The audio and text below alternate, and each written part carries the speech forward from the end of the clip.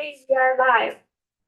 Good, this is Mike O'Grady with Fletch Council again. I'm going to now segue into a part of the presentation related to water quality enforcement.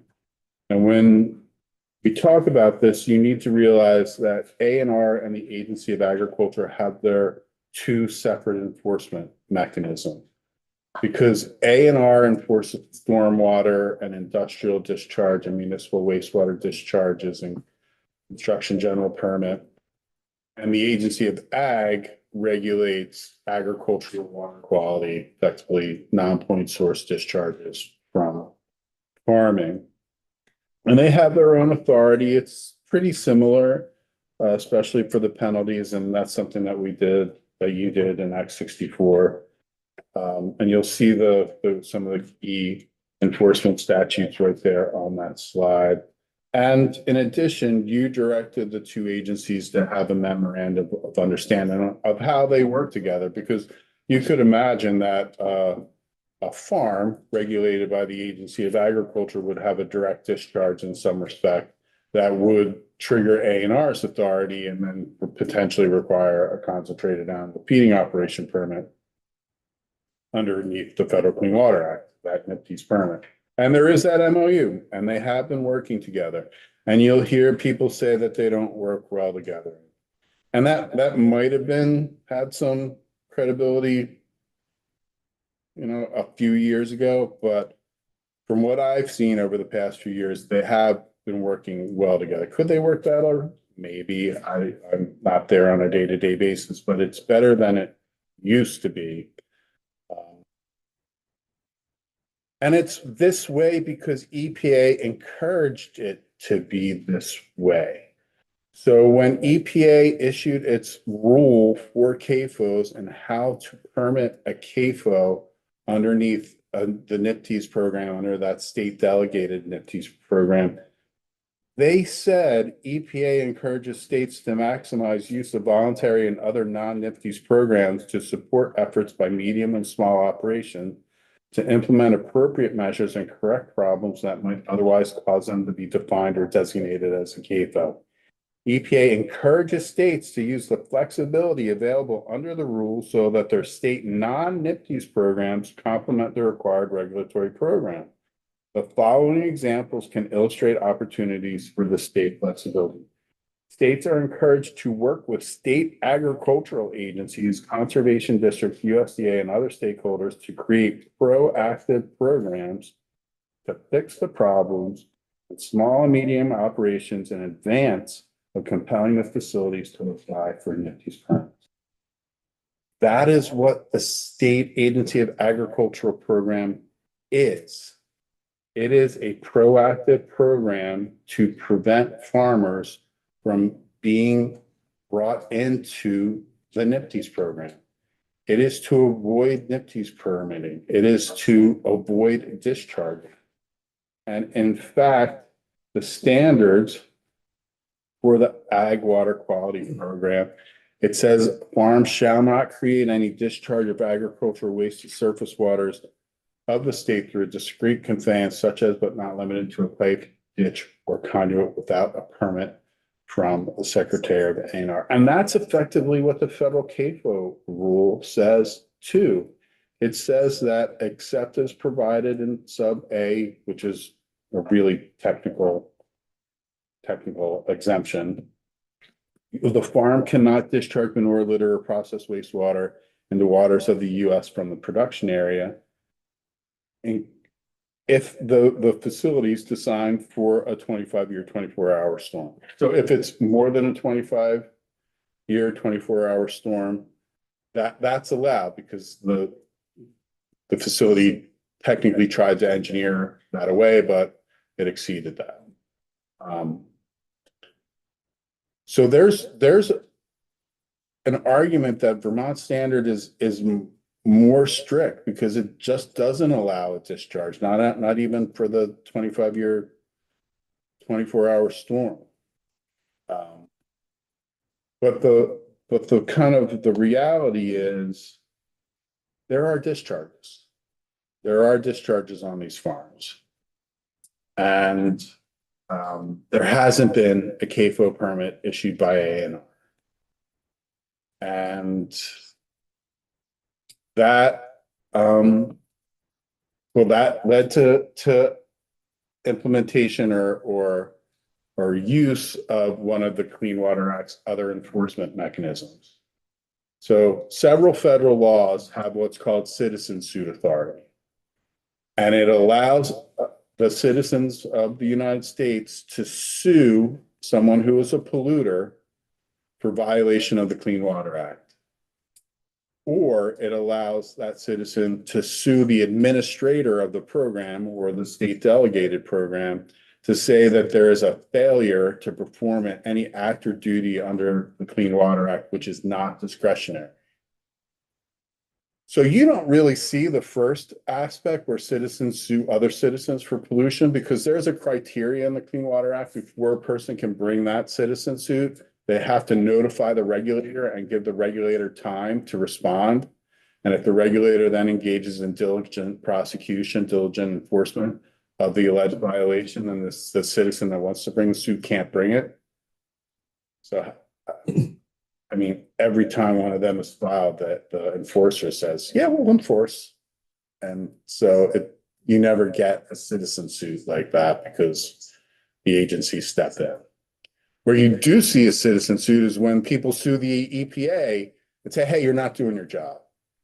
And they start that off with what's called a petition. And one of those petitions is this authority for EPA to withdraw designation of a NPDES program, delegation of a NPDES program to a state. If the state isn't doing what it's supposed to do under state NPDES requirements, and there's a book of state NPDES requirements, and it's a thick book about what you need to do for each of those programs if you're a delegated state.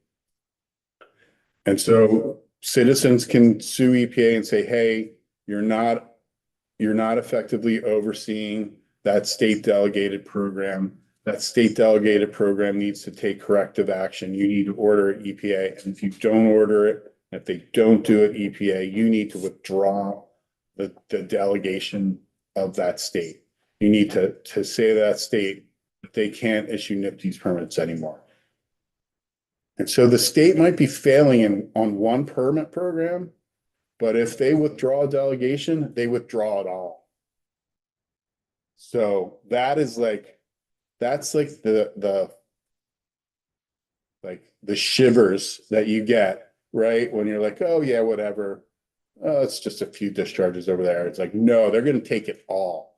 So they're going to now, you won't be permitting construction. You won't be permitting municipal wastewater. You won't be permitting industrial. You won't be permitting anything that's federally required. And that's what happens if there's a withdrawal of a NPDES delegation. Now, the last kind of viable NPDES, Hold on a second. Go ahead. the last viable withdrawal was like in Wisconsin, like maybe 15 years ago. And Wisconsin got its pants scared off. They were like, yeah, we're not going to do that anymore. We're not going to. And EPA is like, we're going to withdraw. And then EPA is like, oh, no, we'll do it. I mean, Wisconsin was, oh, no, we'll do it. And it took them like 10 years to get to the point where they were implementing the corrective action that no longer required withdrawal. And there's a whole history of it on one of the EPA's websites about how they went through it. So yeah, withdrawal of the entire NPDES program is daunting. I also don't think it's a realistic threat, because I don't think EPA Region 1 wants to take over permitting in Vermont. I don't think they want to be the one that's the face of like construction permits. I don't think they want to be the face of wastewater permits in Vermont. So I think they're going to work. Whenever there's a petition, they will work for corrective action. Representative Taglier, yeah. When you say withdrawal of the delegation and the state cannot issue permits, then the EPA, the federal agency, would be the issuing agency, or there would be no permits issued until the state of Vermont actually got its act together. It's a great question. It's probably a mixture of all of that. I think what would happen is that if they withdrew or went into like a temporary withdrawal, there'd be like a probationary period. And the state would have some ability to do immediate correction.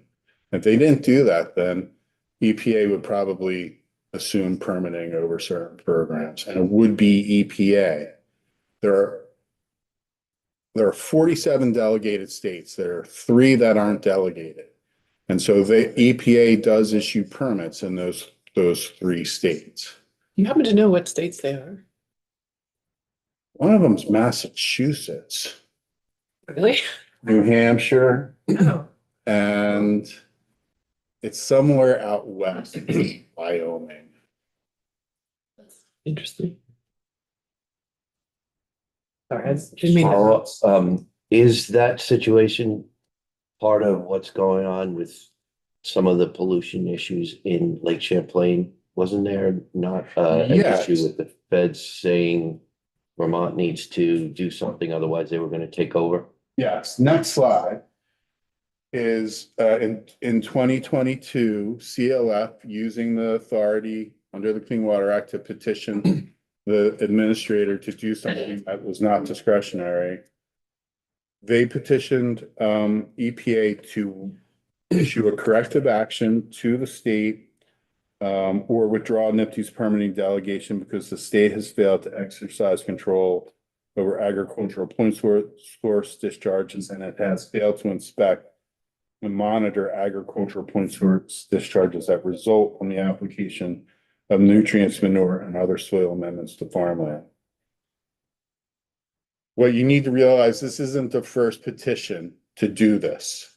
There was a petition by CLF in 2008 to do very similar to withdraw NIPTs because the state wasn't doing several things, one of which was not properly administering and enforcing the ag water quality program. So this is basically the second petition related to withdrawal because of the ag water quality program. And then EPA issued a letter in 2024, I believe August of this year. And they said, based on Region 1's review of the information contained in the petition, as well as our own investigation, it is clear that Vermont has not adequately addressed deficiencies in its CAFO program. It's not complied with the requirements of the 2013 Corrective Action Plan. That's what came out of the 2008 petition. The flaws in this program are preventing Vermont from adequately controlling phosphorus discharges from CAFOs, which contribute to severe water quality problems in Lake Champlain and other water bodies in the state. Significant changes to the state's implementation program are necessary to ensure Vermont meets the obligations associated with its NIPT's authorization. And they go into basically 7 specific things that they want the state to do. ANR must inspect all potentially jurisdictional farms. ANR must, to determine if a CAFO permit is required. ANR personnel must review the nutrient management plans for these farms. ANR must comprehensively track permitting, monitoring, and enforcement actions. ANR must enforce against farms that are discharging without permit. ANR must have sufficient personnel to fully implement those requirements in a timely manner. ANR must seek the necessary statutory and regulatory authority to fully implement the Clean Water Act requirements. That means you, and ANR must include a reasonable but expeditious timeline, including a date certain for the completion of a corrective action plan. So that's what EPA required, and they wanted ANR, the state, to provide a proposed corrective action plan by December 6th or 7th, and Secretary Moore did that. And what Secretary Moore proposed is that they will clearly define the roles, responsibilities, and authority of the 2 agencies, ANR and Agency of Ag. They will determine if they will go out and do inspections. They will do inspections together. They will determine if the farm needs a NIPD's CAPO permit for point source discharges and non-point discharges where the farm has failed to follow its nutrient management plan. They will regulate discharging farms that require NIPD's permit. A&R will enforce, and the Agency of Ag will continue to regulate all farms that don't need a CAFO permit. The Agency of Ag and A&R will share data management systems related to permitting and enforcement. A&R and the Agency of Ag will jointly inspect medium and large farms. A&R will develop and adopt an updated CAFO rule. A&R will update the medium farm general permit and the notice of intent forms for the general permits, and A&R will commit to annual reporting and tracking of key performance indicators. But basically, they kind of went point by point in response to what EPA's objections were. You have a question? So, Have petitions been issued with respect to wastewater dumping and like heavy storm load with the floodgates just being open and either partially treated or totally untreated sewage? Have petitions been issued with respect to municipalities as well? No, because those municipalities are actually operating in compliance with their permits and with the rules. So combined sewer overflows, which I believe you're talking about, those systems were designed to do exactly what they're doing. But you know who originally designed those systems? The Romans. Well, that was one of the reasons why I asked the question, because obviously some of those systems need updating. Right. So those systems are under a requirement to separate their wastewater from their stormwater, and they have a schedule by which they need to do it, and they're doing it according to that schedule. Some towns have been doing it, ahead of schedule, like Rutland. And some towns are just doing it by schedule, and some are a little bit behind schedule. But ultimately, all those CSOs should be eliminated. Now, for flooding and dams and things like that, that's kind of a whole separate issue. There's really only that authority to protect life and property. I'm just trying to figure out if it has created with the regulations on farmers and CAFOs versus municipalities with heavy stormwater, separating sounds like a great idea, but the idea of partially treated or untreated sewage, that could be just as damaging as a private farm. Is there a double standard, or is it are they about on par? As to the severity of the effect, Or the severity of the penalty? well, that's actually, so the CSOs that are discharging, and they're discharging in a way that is a violation, they are subject to penalties. They are. The farms that are discharging are subject to the Agency of Agriculture's penalties. The Agency of Natural Resources only taken, I can't quantify how many A&R enforcement actions have been taken against farms. But most of the enforcement that's brought against farms is brought by the Agency of Agriculture. And that's part of what EPA's letter is about, is that the enforcement for discharges needs to be done by A&R and not by the Agency of Agriculture.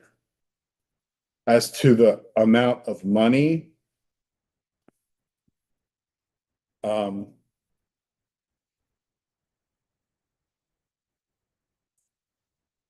trying to figure out how I say this. So the Federal Clean Water Act requires certain penalty amounts for delegated states. And that penalty amount is up to $120,000 a day per violation. I believe in ag, it's only up to $50,000 per day per violation. Okay. So the maximum fine is different. Nobody gets there. It's an up to. Mhm. Well, my hope is that we can find a way to encourage both municipalities and other private sector to find ways to encourage it or help improve it so that we don't have to deal with fines. So there's this, remember I said at the very beginning, Clean Water Act, multifaceted. One of the facets that I'm not talking about today is funding. They provide funds to the state, and the state cost shares with that. There's an entire program at ANR where they fund wastewater systems. It's just not enough to do everything all at once. So there's a priority list. So you apply, town applies, and depending on what you need to do, you move up the list, and each year you don't get funded, you get a little bit extra criteria the next year to move you up the list. And there's been extra money that's been through Clean Water Fund that's been pushed to some of those projects. And so it's definitely on the radar. But when you think about where you get the biggest bang for your buck, you don't get your biggest bang for your buck from wastewater treatment plants. You get it from controlling non-point source pollution. You get it from controlling the stormwater that's coming off all that old impervious surface. You get it from controlling runoff off of municipal roads, which now all municipal roads have the municipal road general permit. You get it from AOT doing its own permit called the TS4 permit. And like, that's where you get the biggest bang for, that's where you get the biggest reduction in both phosphorus and sediment loading when compared to wastewater treatment. Thank you.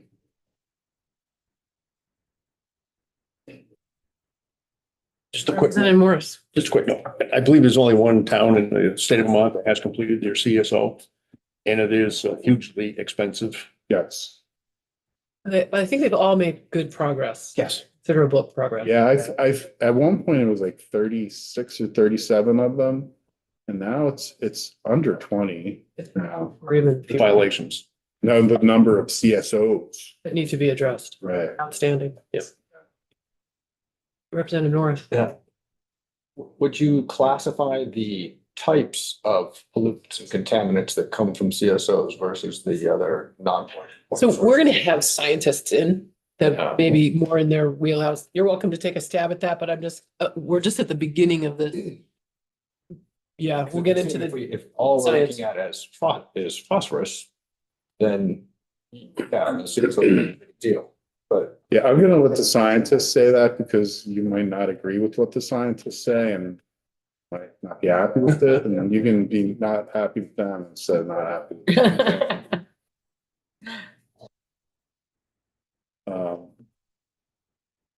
But one of the things I want to talk about is that it's not easy, and I have a handout that's on the 40-year or more, 55-year evolution of this program. And you're gonna have to make policy decisions, because I think you saw what ANR proposed to EPA. But I think you're gonna hear from advocates that they don't support that. That they want to move the entire ag water quality program from the Agency of Ag to the Agency of Natural Resources. Everything, except maybe some funding and some engineering. And that's a policy decision.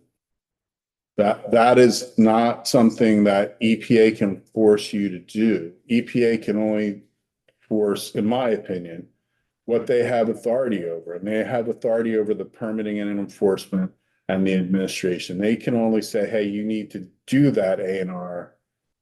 They don't get to say, oh, you can't have an agency of agriculture or water quality program. That's up to you all. But there's like corresponding consequences to either one of those decisions. Like if you move the entire program from Agency of Ag to Agency of Natural Resources, which staff get transferred? Do staff get transferred? You know, does staff want to be transferred? Because they will probably have some rights under their union contract and that. And, you know, there are things to look at that I don't know the answer to. And if you dive into that question, there's going to be things to do. And plus, I think, remember, we're way back at the beginning when we were talking about waters of the United States, but Vermont has a different definition of waters. I don't know if you want a CAFO program that's based on discharges the way that Vermont defines waters. Because cows are gonna get into brooks and cows are gonna get into streams. And is that gonna create this argument that in Vermont they need a discharge permit? I don't know, and that again is a policy decision. That's up to you. About what you want to do there. Do you need to change the definition of waters just for CAFOs? I don't know.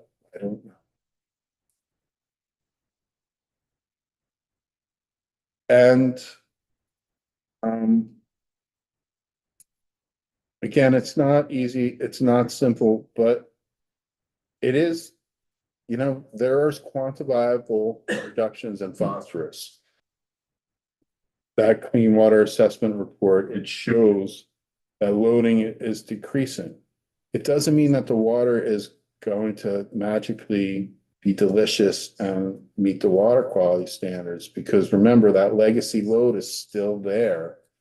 And you've got all these extreme weather events, or you have over the past few years, you've got all these extreme weather events that kind of turn the model on its head, you know, because you've had this such increased flow that was never accounted for, and then higher temperature. That's why there's a margin of safety. That's why there's a margin of safety built into the formula. But did the margin of safety? That's a question for the scientist again. And then there's so much we haven't even talked about. We haven't talked about basin planning. We haven't talked about water classification. We haven't talked about aquatic nuisance control. We haven't talked about use of surface waters. God forbid you know somebody that's against wake boats, because they're going to be in your ear for the entire session. We haven't talked about we haven't talked about water quality standards for PFAS. We haven't talked about microplastics. You know, they are literally everywhere now. And you just go down to Lake Champlain and you scoop up some water and there's microplastics in it. There's microplastics in soil. What does that mean for farming? What does it mean for liability? Maybe in the long term. I don't know. But these are all things that they relate to water quality significantly or tangentially, and we haven't even talked about that. So water quality in Vermont has a long history. Administration of the Clean Water Act and the multiple state water quality permits can be difficult and expensive. It also inspires passionate advocates who care deeply about the condition and use of waters in the state. Despite negative media and recent EPA oversight, our Agency of Ag do sincerely attempt to preserve and improve the waters of the state. Fortunately, achieving those goals that most everyone wants, clean quality surface water, is harder of the longer term for success than most would hope. And a lot of what happens over the next few years is probably going to be dependent on what you all want as policy for those agencies to pursue. Thank you. I have a follow-up question about, you opined on the relationship between ANR and AFM, and you said, well, I don't go out. I guess I'm curious where does that opinion come from? Well, I will tell you, a few years ago, when like I interacted with the agencies, usually separately, there was always like, "Nah, nah, nah, nah." And A&R is doing this, and agency that's doing. And now when I meet with them, I usually meet with them together. And they have kind of, they're civil to each other and they're work together, and you can tell that they've been cooperating. And that's where it comes from me. There was definitely a time where there was noticeable tension, and I don't see that any.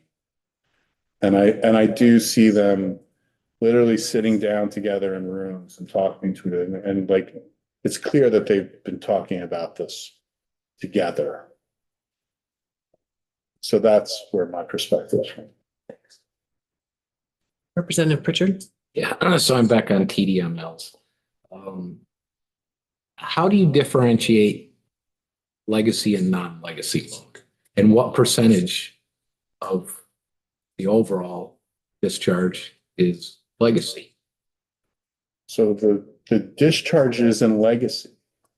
So what is being controlled through the implementation plan, that is new or current loading year to year. The legacy is what's already in.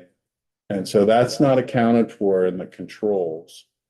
That's accounted for in the long-term model for the cleanup of the plan. And I can't talk to you about the model. The model is more, I have an economics degree, but there's a reason I went to law school. The scientists can talk to you about if they've accounted for that. I mean, obviously there must be, they must know what it is. They've identified it. Right, but think about it, it's like, where is that sediment? Is it in the shallow St. Albans Bay? Or is it in the deeper part of the lake? In the deeper part of the lake, it's probably not going to be disturbed and become part of the legacy load. In St. Albans Bay, it is definitely part of the legacy load, especially during those water events, which can stir up the sediment. And so, and how do you predict for that? How do you calculate or forecast that you're going to have 200-year floods in less than 3 years? It's. Yeah. Any further questions for Michael? Representative North? Just one, and I don't want you to try to be a scientist when you're not. But I do have a question from a policy perspective. Does the policy define what types of pollutants are included in the TMDL? Not from, no, because the TMDL the agency, they go out and they do their review of the water, and they review whether the designated uses are being met. And if they determine that a designated use is not being met, then they try to determine what the cause of that is. And that, at that point, if they determine it could be PCBs. Could be chloride. It could be chloride from salt applications is impairing our water. And so then they have to determine what they need to do in order to address the cause so that the water is no longer impaired and meets the designated use. So that's really fact specific. It's water to water, and it's not really a policy decision. It's a science decision. Representative Austin. Yeah, Massachusetts has passed a law, Title V, that requires that if you're selling your home, 2 years before you sell your home, you have to have it inspected by an engineer, not just like someone from PMP. Has Vermont ever had any legislation that has been proposed to do that because of the effect of aging septic systems and the effluent getting into the groundwater? So there have been bills in the past to require that kind of inspection. There are requirements right now about notice. I will have to refresh my memory about what exactly needs to be done prior to the transfer. I wrote it, but I don't. Thank you again. Yeah, thank you. Great. All right, members, does anyone have a question or anything that we need to discuss before we go off live? Not seeing any, so we are adjourned for actually the weekend. We will come back together as a committee on Tuesday at 1 o'clock with the Agency of Natural Resources. So